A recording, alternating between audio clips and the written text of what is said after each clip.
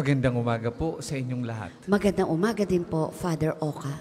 Sa pag-aalay po natin ng banal na misa, ngayong umagang ito, tayo ay magpapasalamat sa Panginoon sa mga biyayang ating tinanggap, sa mga biyayang patuloy niyang ipinagkakaloob, lalo na sa magandang panahon. Patuloy ang ating panalangin para sa mga naging biktima ng bagyo, lalo na po ang bagyong Pipito at yung mga nauna pang bagyo, Christine, Ophel, Nika at ilan pang mga dumaan sa ating bagyo na nagdulot ng pahirap sa atin bilang isang mamamayan. Atin ring ipinagdarasal ang lahat ng mga may sakit, lalo na po si Lana. Ganon din po ang lahat ng mga namayapa nating mahal sa buhay, yung mga naghihirap na kaluluwa sa purgatorio. Patuloy din po ang ating pananalangin para sa ating mga intensyon ng mga nagpamisa ngayong umagang ito, at mga intensyon ng sumusubaybay sa atin sa pamamagitan ng ating FB Live, lalo na po yung ating mga overseas Filipino workers. Simulan natin ang pagdiriwang sa ngalan ng Ama at ng Anak at ng Espiritu Santo. Amen. Sumainyo ang Panginoon. At sumainyo rin. Mga kapatid, atin muna pong pagsisihan ang ating mga nagawang kasalanan. Lalo na sa maraming beses na tayo naging matigas ang puso, pinairal natin ang pride na nagdala sa atin ng mas malalim pang kasalanan. Inaamin ko sa makapangyarihang Diyos at sa inyo mga kapatid, na lubha akong nagkasala sa isip, sa salita at sa gawa, at sa aking pagkukulang. Kaya isinasamo ko sa mahal na Birheng Maria, sa lahat ng mga anghel at mga banal, at sa inyo mga kapatid, na ako'y ipanalangin sa Panginoong ating Diyos. Kaawaan tayo ng makapangyarihang Diyos, patawarin tayo sa ating mga kasalanan, at patnubayan tayo sa buhay na walang hanggan. Amen. Panginoon, kaawaan mo kami. Panginoon, kaawaan mo kami. Kristo,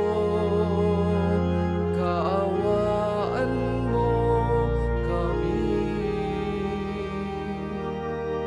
Kristo, kaawaan mo kami. Panginoon, kaawaan mo kami. Panginoon, kaawaan mo kami.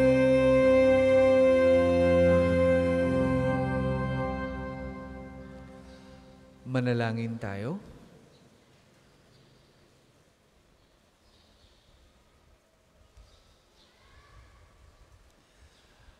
Ama naming makapangyarihan, ipagkaloob mong lagi naming ikaligayang ikaw ay paglingkuran, sapagkat walang maliw at walang kahulilip ang kasiyahan, kapag sumasamba kami sa iyong kapangyarihang nagpapairal sa tanang sanlibutan, sa pamamagitan ni Jesucristo kasama ng Espiritu Santo, magpasawalang hanggan. Amen.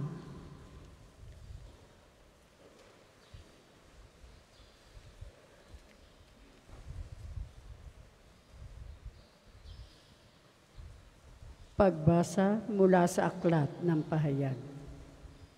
Ako'y si Juan, narinig ko ang Panginoon, at sinabi niya sa akin, isulat mo sa anghel ng simbahan sa Sardis.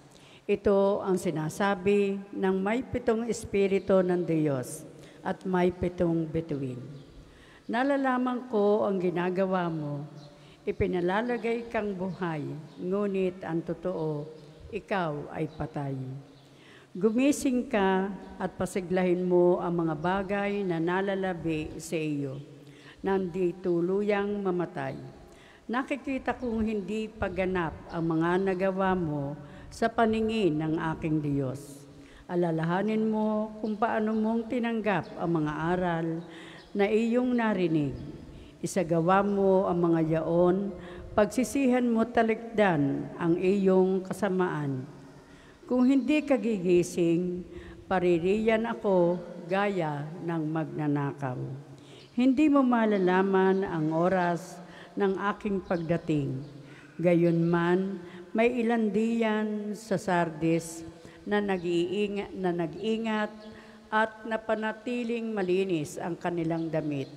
Kaya't magiging kasama-sama ko silang nakasuot ng puti, sapagkat sila'y karapat-dapat. Ang magtatagumpay ay daramtan din ng puti, at hindi ko aalisin sa lahat ng buhay ang kanyang pangalan. Kikilanling ko siya sa harapan ng aking Ama at ang kanyang mga anghel. Kung may pandinig kayo, dinggin ninyo ang sinasabi ng Espiritu sa mga simbahan. Isulat mo sa anghel ng simbahan sa Laodicea. Ito ang sinasabi niya na ang pangalan ay Amen, ang matapat at tunay na saksi at siyang pinagmulan ng lahat ng nilalang ng Diyos. Nalalaman ko ang mga ginawa mo. Alam kong hindi ka malamig ni mainit. Maano sanang malamig ka o mainit. Ngunit dahil sa ikaw ay malahininga, hindi mainit ni malamig. Isusuka kita, sasabihin mo, ako'y mayaman at sagana sa lahat ng bagay.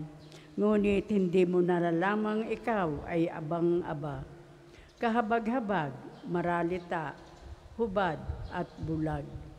Kaya nga, ipinapayo kong bumili ka sa akin ng dinalisay na ginto upang ikaw ay maging tunay na mayaman. Bumili ka rin ng puting damit upang matakpan ang nakahihiyamong kahubaran at ng gamot sa mata nang ikaw ay makakita. Tinuturuan ko't sinusupil ang lahat ng aking iniibig. Kaya nga, magsikap ka, pagsisihan mo talikdan ang iyong kasalanan. Nakatayo ako sa labas ng pintuan at tumutuktok. Kung diringgin ang aking tinig o bubuksan ng pinto, ako'y papasok sa kanyang tahanan at magkasalo kaming kakain. Ang magtatagumpay ay uupong katabi ko sa aking luklukan. Kung paanong ako'y magtagumpay at nakaupo ngayon sa tabi ng aking Ama sa kanyang luklukan. Kung may pandinig kayo, dinggin ninyo ang sinasabi ng Espiritu sa mga simbahan. Ang salita ng Diyos. Salamat sa Diyos. Salmong tugunan, luluklok ang nagtagumpay, kasalo ko habang buhay. Luluklok ang nagtagumpay, kasalo ko habang buhay. Yaong mga masunurin na sa iyo'y nakikinig at ang laging ginagaway naaayon sa matuwid. Kung mangusap ay totoo sa lahat at bawat saglit, yaong gawang paniniray, hindi niya iniisip. Luluklok ang nagtagumpay, kasalo ko habang buhay. Kailanman siya'y tapat, makisama sa kapwa, sa kanyang kaibigay wala siyang maling gawa. Hindi siya nagkakalat ng di tunay na balita at itinatampok niya ang matapat na lumikha. Luluklok ang nagtagumpay, kasalo ko habang buhay. Hindi siya humihingi ng patubo sa pautang at kahit sa anong gawin, hindi siya masuhulan upang yaong walang salay patawan ng kasalanan ang ganitong mga tao'y mag-aani ng tagumpay. Luluklok ang nagtagumpay, kasalo ko habang buhay. Magsitayo po ang lahat.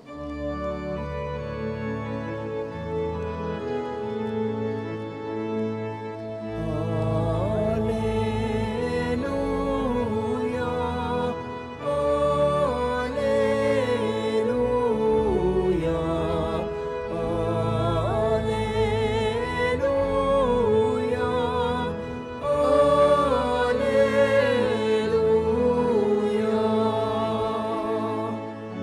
Ibig tayo ng Ama, isalubong anak niya, bilang panubos sa sana.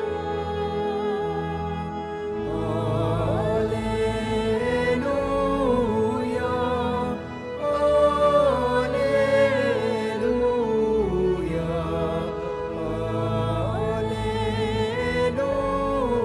alleluia.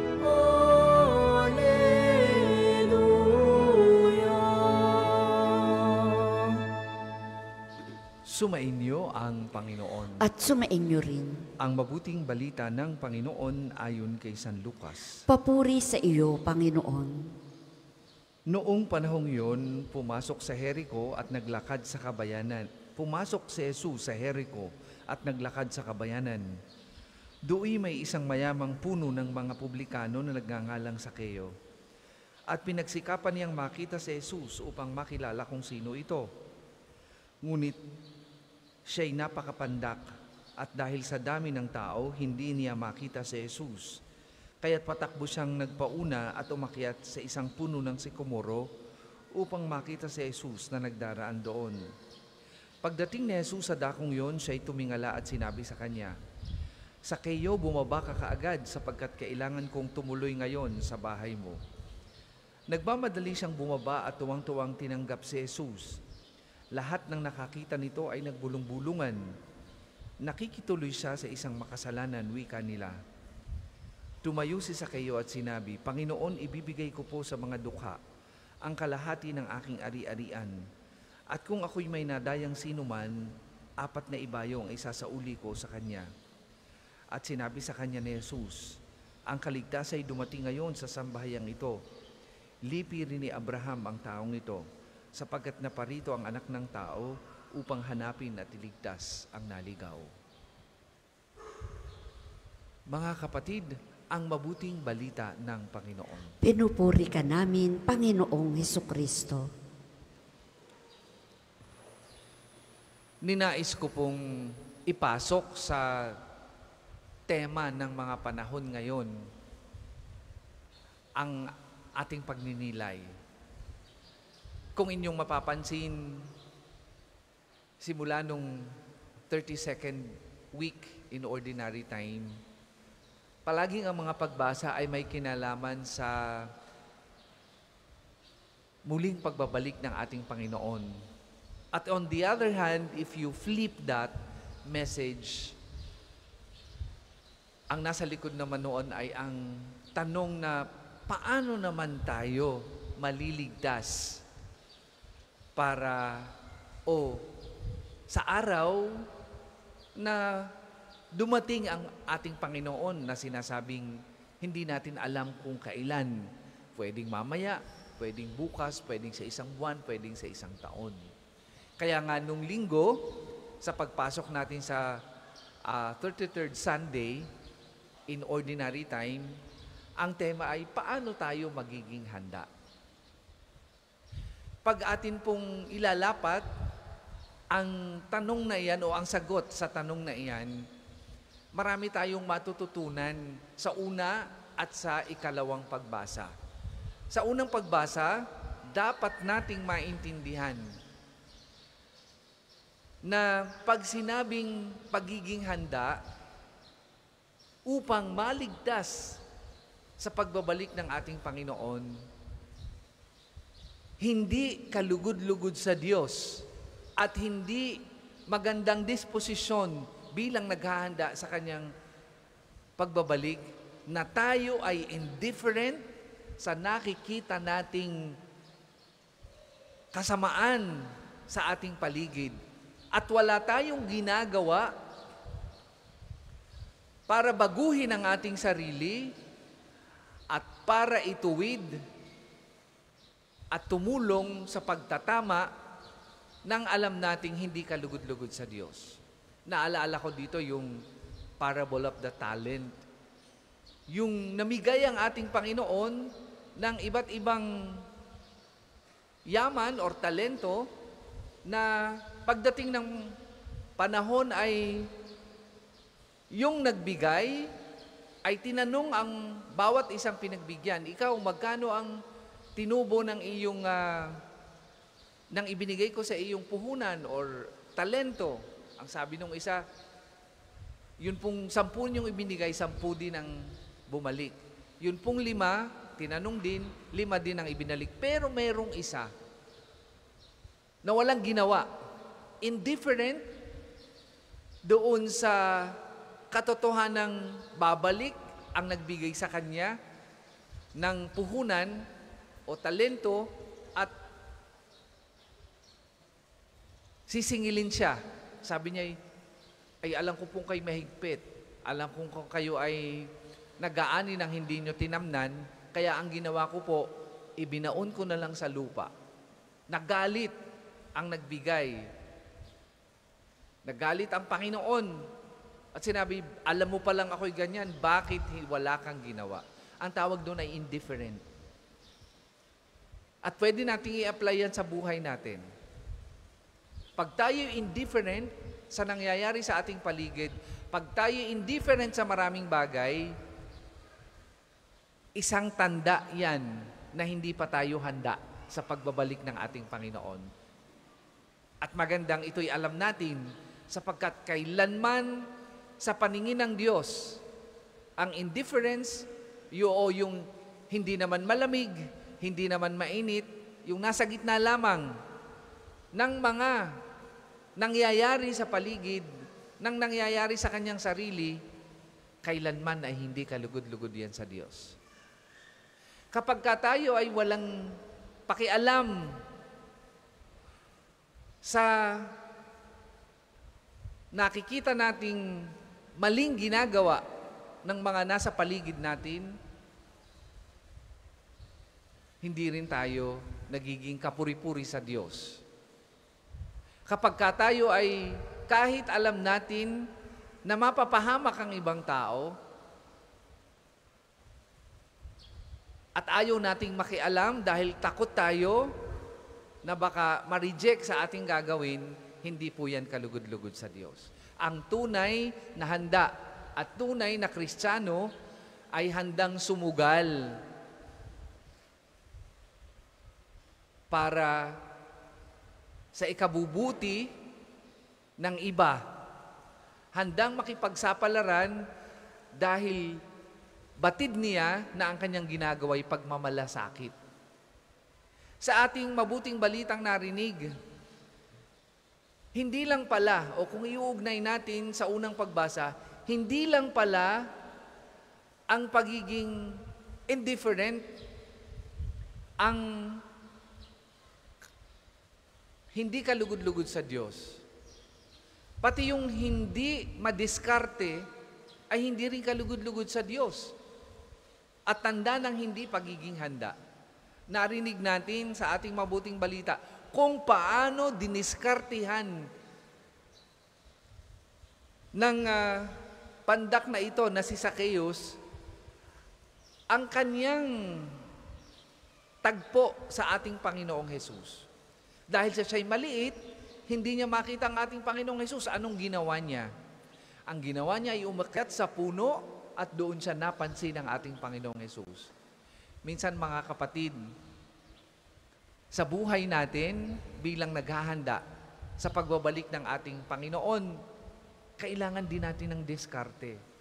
Minsan sinasabi natin, ay hindi na ako makakasimba at ako'y maraming ginagawa. Wala akong pamasahe papunta sa simbahan, ang layo. O marami pa akong gagawin. Pero bakit merong malayong-malayo na isisingit ang pagsimba tuwing linggo? Diskarte ang tawag dyan. At hindi naman sa lahat ng pagkakataon tayo ay busy. Hindi naman sa lahat ng pagkakataon ay lagi na lang tayong puno ng gawain. Sabi nga'y, pag gusto, may paraan. Pag aayaw, may dahilan.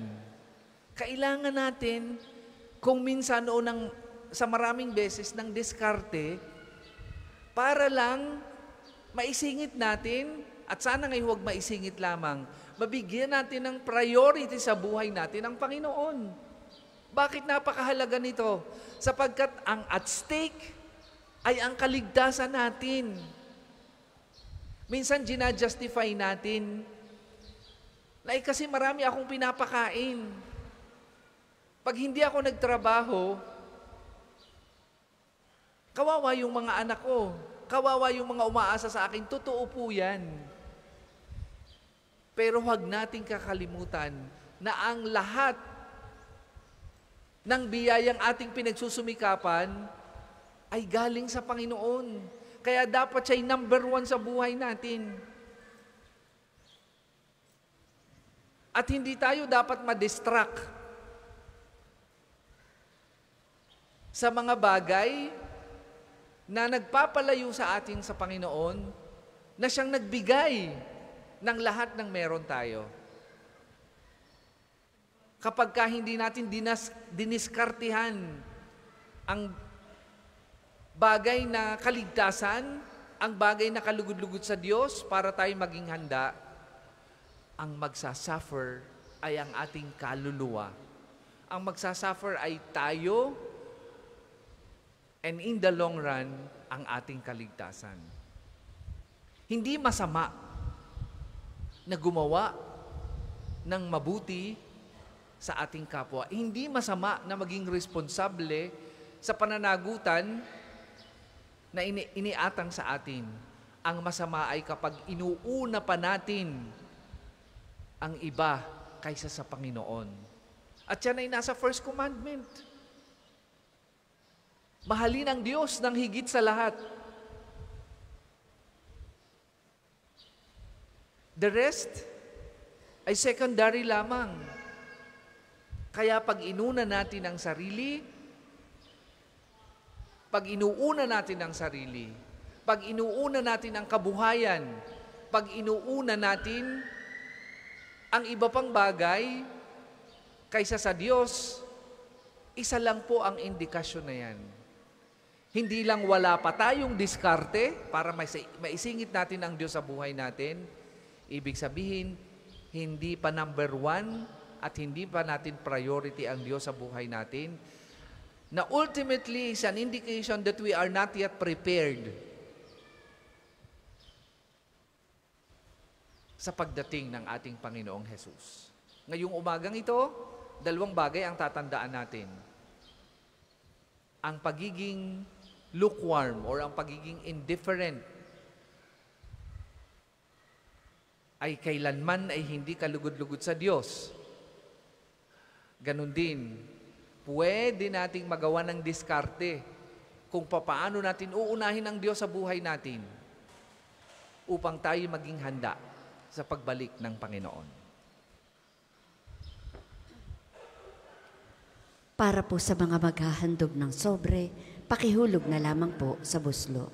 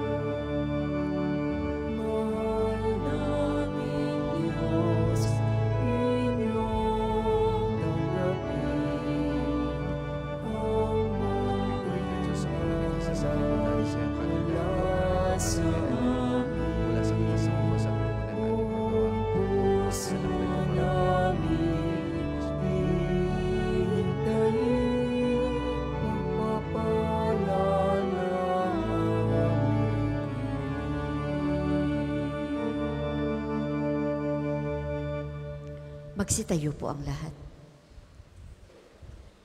Manalangin kayo mga kapatid upang ang paghahain natin ay kalugdan ng Diyos amang makapangyarihan. Tanggapin nawa ng Panginoon itong paghahain sa iyong mga kamay, sa kapurihan niya at karangalan sa ating kapakinabangan at sa buong sambayanan niyang banal.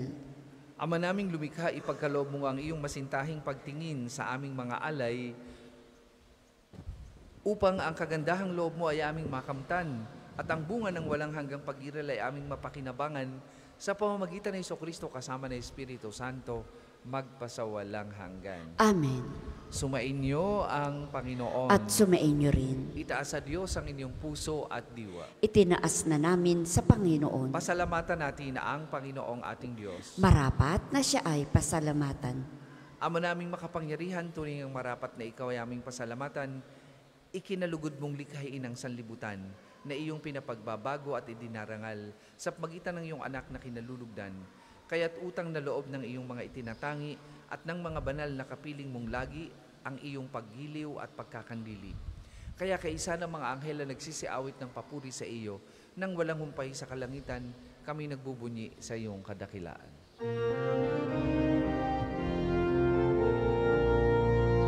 Banal ka po, may kapal, banal ang iyong pangalan, banal ang iyong kaharian, langit lupa'y nagpupugay sa iyong kadakilaan, dinarakilaan ang lahat, ang naparito mong anak, na siyang nagmulat sa bulag, sa pilayay nagpalakad, at nakinamay sa lahat.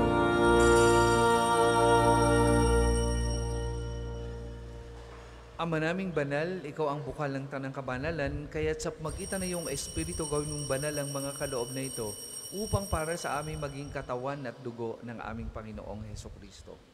Bago niya pinagtiisang kusang loob na maging handog, hinawakan niyang tinapay. Pinasalamatan kanya, pinaghati-hati niya yon. Iniabot sa kanyang mga alagad at sinabi, "Tanggap ninyong lahat ito at kanin. Ito ang aking katawan na ihahandog para sa inyo."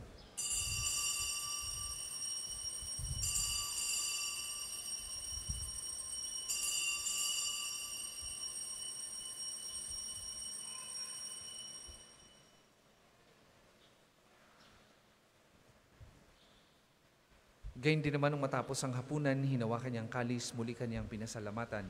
Iniabot niya ang kalis sa kanyang mga alagad at sinabi, "Tanggapin ninyong lahat ito at inumin. Ito ang kalis ng aking dugo, ng bago at walang hanggang tipan. Ang aking dugo na ibubuhos para sa inyo at para sa lahat. Sa kapagpapatawad ng mga kasalanan, gawin ninyo ito sa pag-alaala sa akin."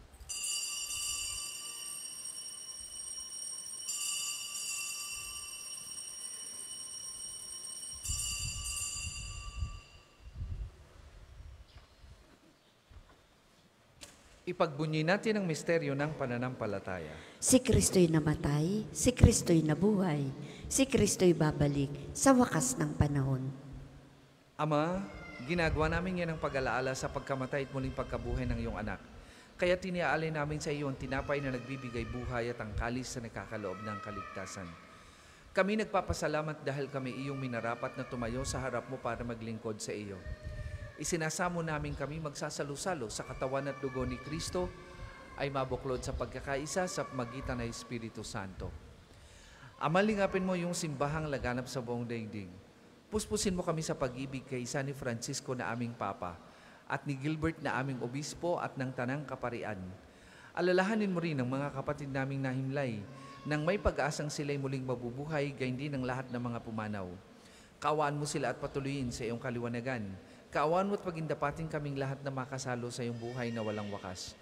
Kaisa ng mahal na Birheng Maria na ina ng Diyos, ni San Jose na kanyang kalinis-linisang esposo, kaisa ng mga apostol at ng lahat ng mga banal na namuhay dito sa daigdig ng kalugod-lugod sa iyo. May pagdiwang nawa namin ang pagpupuri sa ikararangal mo sa magitan ng iyong anak na aming Panginoong Hesukristo.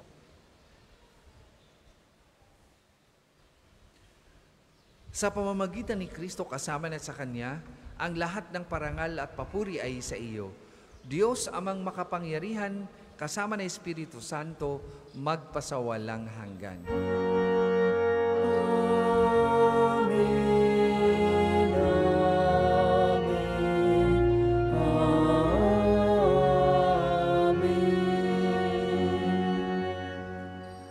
Sa tagubili ng manakagagaling na utos at turo ni Jesus na Panginoon natin at Diyos, ipahayag po natin ng lakas loob.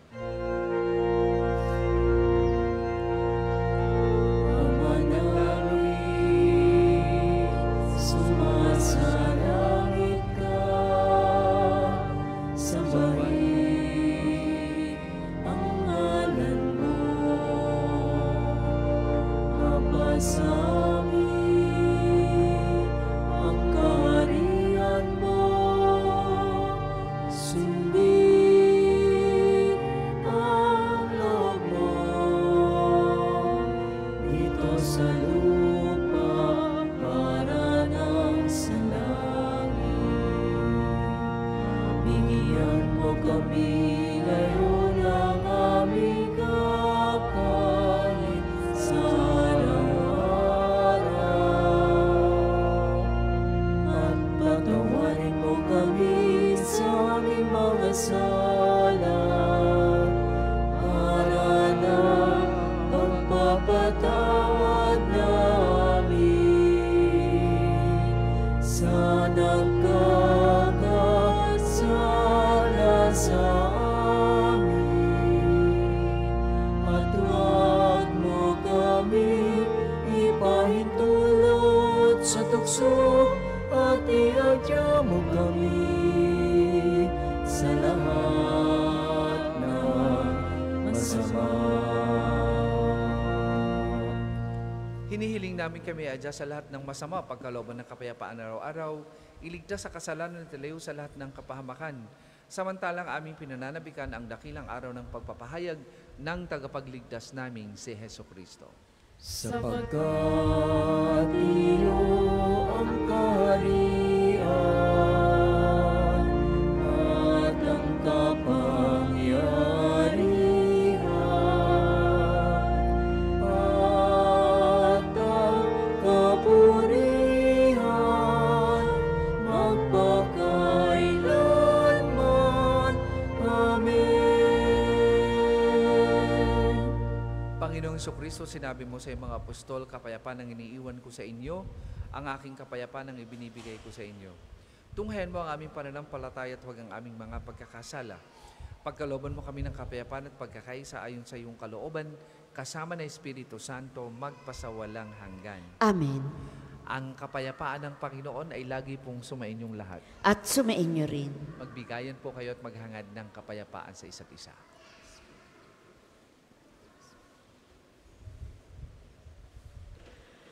Kordero na Diyos na nag-aalis ng mga kasalanan ng sanlibutan, maawa ka sa amin.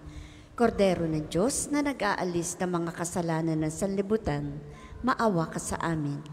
Kordero ng Diyos na nag-aalis ng mga kasalanan ng sanlibutan, ipagkaloob mo sa amin ang kapayapaan. Kung hindi po kayang lumuhod, ay manatili pong nakatayo ng may paggalang.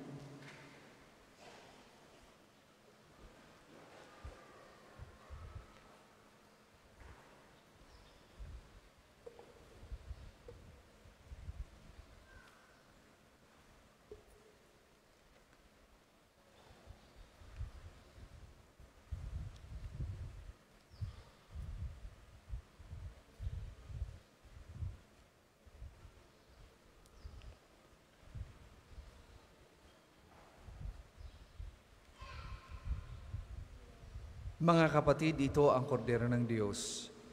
Ito ang nag-aalis ng mga kasalanan ng sanlibutan. Mapalad ang mga inaanyayahan sa kanyang banal na piging. Panginoon, hindi ako karapat-dapat na magpatuloy sa iyo, ngunit sa isang salita mo lamang ay gagaling na ako.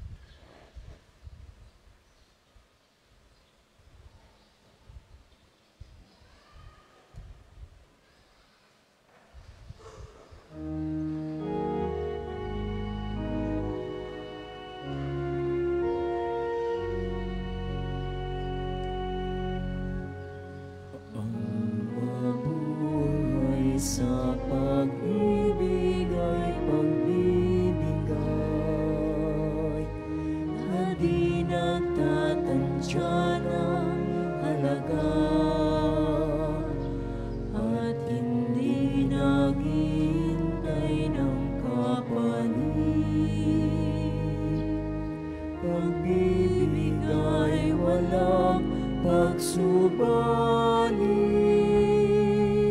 naibigay ko ng lahat. Mag-anak kong tumatakbo,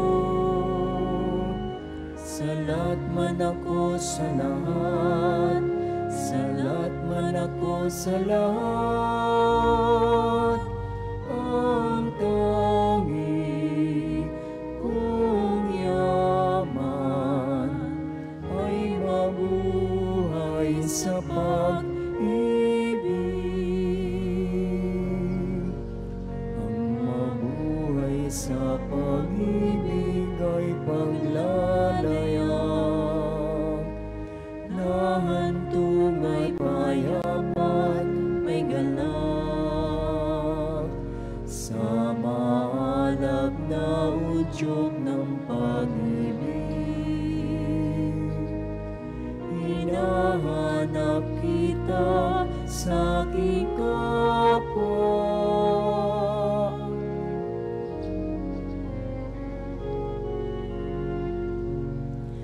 Ang isasagawa pong second collection ay para po sa patuloy na pagpapaunlad ng parokya at pambansang dambana ni Santo Padre Pio, at para po sa mga pangangailangan ng matatanda at may sakit ng mga pari ng Archdiocese ng Lipa. Salamat po sa inyong handog.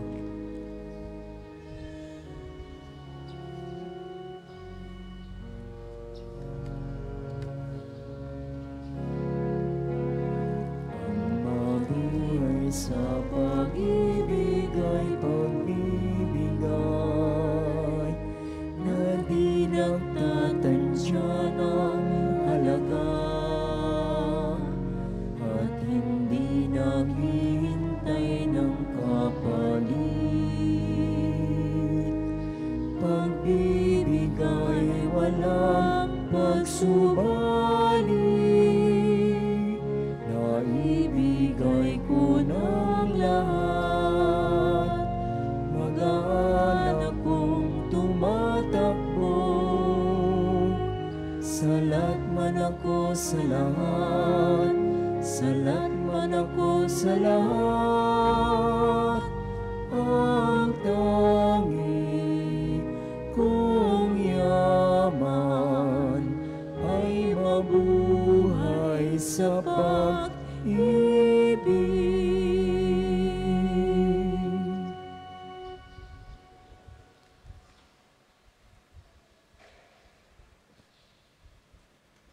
Magsitayo po ang lahat.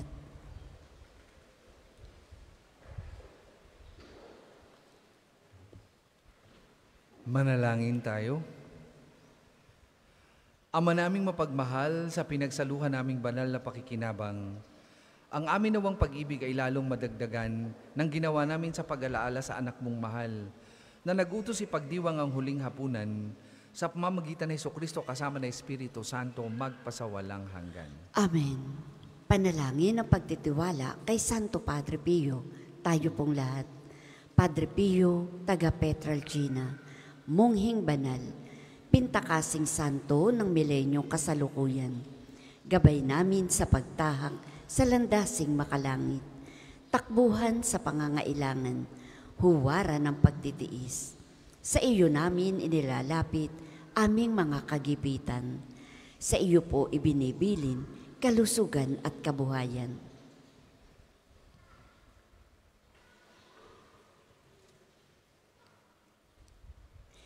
Di man karapat-dapat, kami po ay pagbigyan, bendisyonan at basbasan, maging ganap sa buhay. Lumayo nawa kami, umiwas sa kasalanan. Lumapit lagi sa Diyos, maging matatag at matibay.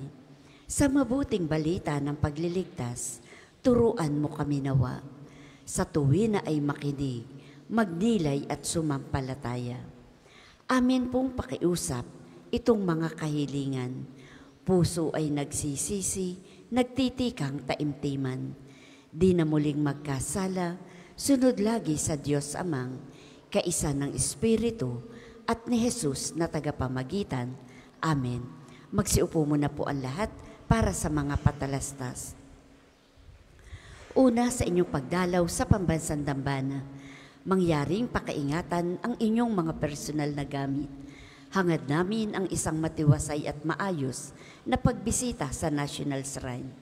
Ikalawa, nakahanda na po sa bandang unahan ng ating main church ang paglalagyan ng mga sobrang may pangalan ng inyong mga mahal na yumao. Buong buwan po nating ipagdadasal ang kapayapaan ng kanilang kaluluwa. Makipag-ugnayan lamang po kayo sa ating mga tagapaglingkod para sa mga sobre. Ikatlo, bahagi din po ng ating pamimintuho kay Santi Padre Pio at pagdarasal para sa kapayapaan ng kaluluwa ng ating mga namayapang mga mahal sa buhay. May mga available po tayong rose candle sa paligid na simbahan na maaari nating sindihan sa may Chapel of Reconciliation bilang tanglaw sa ating mga mahal na pumanaw. Ikaapat, bilang pagtugon sa patuloy na pagdami ng mga bumibisita sa pambansang dambana, simula po ngayon Disyembre ay magkakaroon tayo ng karagdagang misa mula Lunes hanggang Sabado. Ang mga bagong oras ng misa ay makikita nyo po sa ating screen.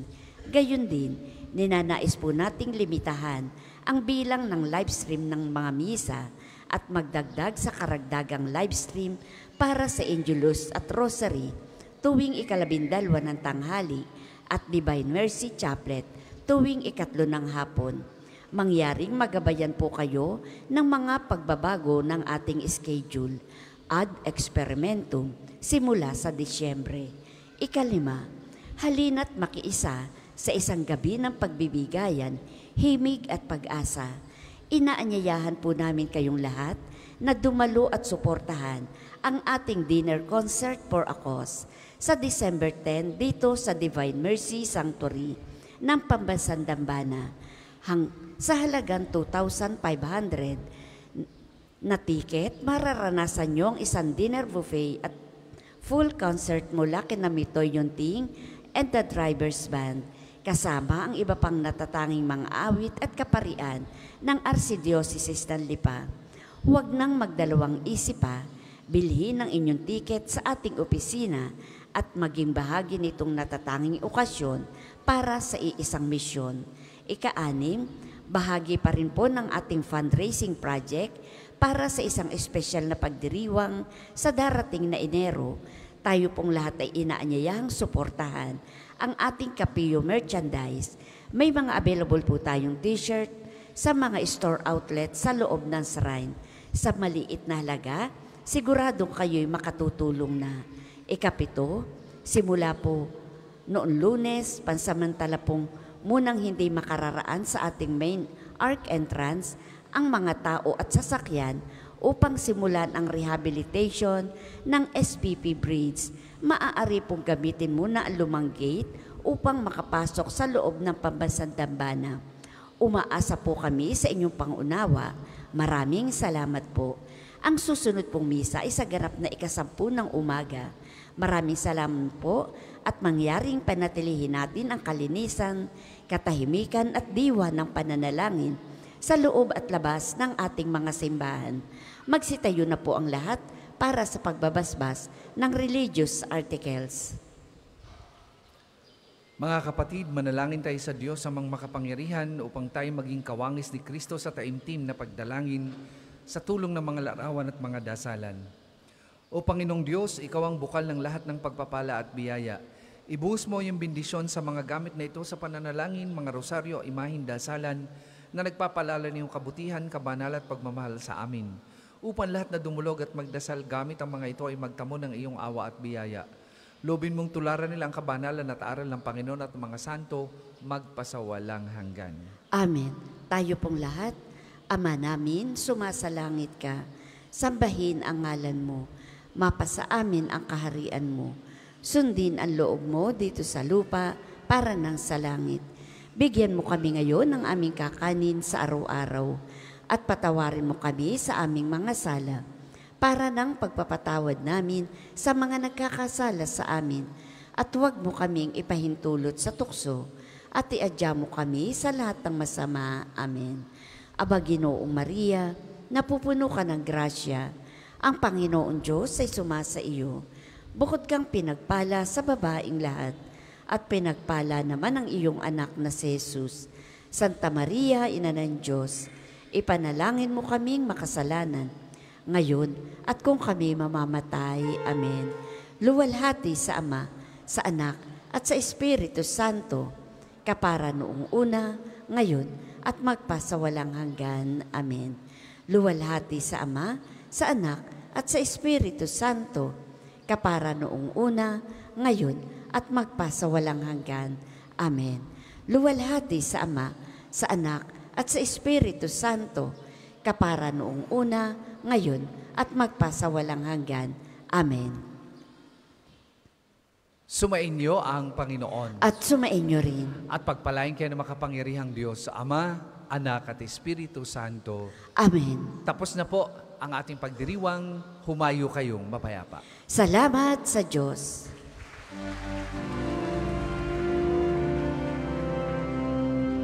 Tayong lahat ay may pananagutan sa isa't isa.